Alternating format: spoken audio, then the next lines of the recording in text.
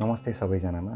म डा.आशिष पाण्डे हाल बङ्गलादेशको एम अब्दुल रहिम मेडिकल कलेजमा आफ्नो इन्टर्नसिप ट्रेनिङ गर्दैछु र आज भने म तपाईहरुको लागि एउटा इन्ट्रेस्टिङ टपिक हिकअप, जसलाई नेपालीमा बाडुल्की भन्ने गरिन्छ अथवा हिचकी भनिन्छ, यो किन हुन्छ, कारण के र यसलाई चाहिँ घरमा कसरी यसको रोकथाम गर्न सकिन्छ, प्लस यसले चाहिँ अरू जटिल खालका समस्याहरू के कारणले गर्दाखेरि हुन्छ भनेर यहाँहरूलाई केही जानकारी दिन गइरहेको छु। प्रथम त हिचकी चाहिँ किन हुन्छ?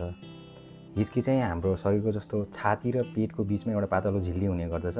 त्यो झिल्लीको इरिटेसन र त्यसको सडन त्यसको कन्ट्र्याक्सन अथवा स्प्याजमले गर्दाखेरि चाहिँ बाडुल्की लाग्ने गर्दछ। र यसको प्रमुख कारण भनेको अब डे टु डे लाइफमा जस्तो अब सडनली धेरै खाना खानु, कार्बोनेटेड ड्रिङ्क्सहरू जस्तो कोका कोला, फेन्टा, स्प्राइट यस्तो कार्बोनेटेड ड्रिङ्क्सहरू खानु अथवा मादक पदार्थको सेवन, एल्कोहल। यसै गरी अरू अब रोगहरूको कुरा गर्ने हो भने चाहिँ इलेक्ट्रोलाइट इम्ब्यालेन्स, शरीरमा भएको जस्तो इलेक्ट्रोलाइट स्पेसल्ली चाहिँ पोटासियम तथा अरू इलेक्ट्रोलाइटहरूको चाहिँ एब्नर्मालिटी भयो भने पनि बाडुल्की, हिकअप आउने गर्दछ। यसको अलावा डायबिटिज पेसेन्टहरूमा अथवा अरू न्युरोलोजिकल प्रब्लम भएको पेसेन्टहरूमा पनि बाडुल्कीको समस्या हुने गर्दछ। र यस्तो भएको खण्डमा चाहिँ हामीले के गर्न सक्दछौँ भन्दा, अब फर्स्टमा भनेको चाहिँ बाडुल्की, कुनै बाडुल्की, धेरै जस्तो बाडुल्की चाहिँ विदिन अ मिनट भनेको 2-4 मिनट, आधी घन्टामा चाहिँ हराएर आफै जाने गर्दछ। तर यस्तो बाडुल्कीहरू पनि हुने गर्दछ जुन चाहिँ मतलब 2 दिन, 4 दिन, महिनौसम्म पनि कन्टिन्यू भइरहेको।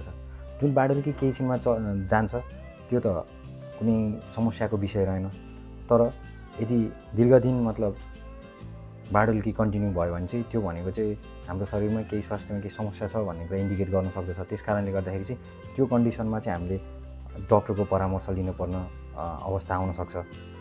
र अब घरमा चाहिँ कसरी मतलब बाडुल्की हामीले प्रिभेन्ट गर्न सक्छौँ भन्दा, अब हामीले सडनली तातो अथवा कुनै चिसो पानी खाने, आफ्नो माइन्ड डाइभर्ट गर्ने, कन्सन्ट्रेसन डाइभर्ट गर्ने। र यसको अलावा भनेको चाहिँ एउटा प्लास्टिकको ब्याग लिएर चाहिँ त्यसमा हामीले रिब्रिदिङ टेक्निक भन्ने गर्दछौँ। जस्तो यस्तो एउटा प्लास्टिकको ब्याग लिने, प्लास्टिकको ब्याग लिएर चाहिँ मुख चाहिँ प्लास्टिकको ब्यागभित्र यसरी राख्ने, अनि त्यसमा चाहिँ सास फेल्ने, अनि त्यही भित्रै फेरि सास लिने। यस्तो मतलब 15-20 मिनट यसरी आफूले यो एक्सर्साइज गर्यो भने चाहिँ बाडुल्की अटोमेटिकली अफ पनि भएको पाइन्छ र यसलाई रिब्रिदिङ टेक्निक भनिन्छ। र यसको अलावा भनेको चाहिँ अब जस्तो सडनली कसैलाई चाहिँ मतलब धम्काउने, कसैलाई स्ल्याप गर्ने, गालामा थप्पड लगाउने, यस्तो गर्दा पनि बाडुल्की मतलब कम भएको पाइन्छ।